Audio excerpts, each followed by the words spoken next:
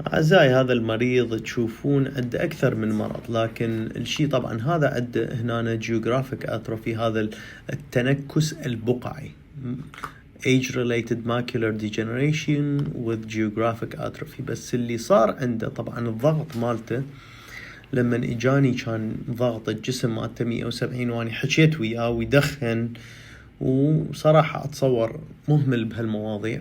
اللي صار انه اجى شنو باعوا هذا الابيض، هاي عبارة عن جلطة شريان، ما الشريان اللي تمول الشبكية بالدم والاكسجين.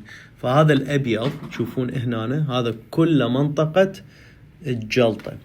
بس الفتشي الحلو بهاي الصورة تقدرون تشوفون الجلطة. لما نقول واحد انجلط، شنو يعني انجلط؟ يعني اكو جلطة جتي وسدت الأوعية الدموية او الشريان، باعوا هياته. هاي الجلطة الأولى شوفوها شلون واقفة بالوريد. شوفوا إذا تشوفون تتبعون هذا الشريان باعياته، وهنا صايرة جلطة فواقف هنا مسدودة. طبعا هاي جاية من الأوعية الدموية والشرايين مال قلب، وباعوك وحدة لخة هنا همينة باع هاي الجلطة الأخرى. هاي شي يسموها they call it Hollenhorst plaque. Hollenhorst plaque.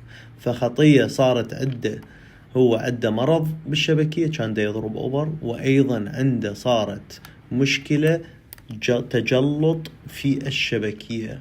فلذلك لازم يوقفوا التدخين مالته، لازم يدير باله على السكري، على الضغط مالته، على الكوليسترول والأمور هاي الأخرى، على مود لا تصير واحد عنده. فلما نحكي جلطة هسه انتم بعينكم الحلو طب العيون انه تشوفون المرض، تشوفون المشاكل بعينكم. فهذا Hollenhorst plaque so he has branch retinal artery occlusion here.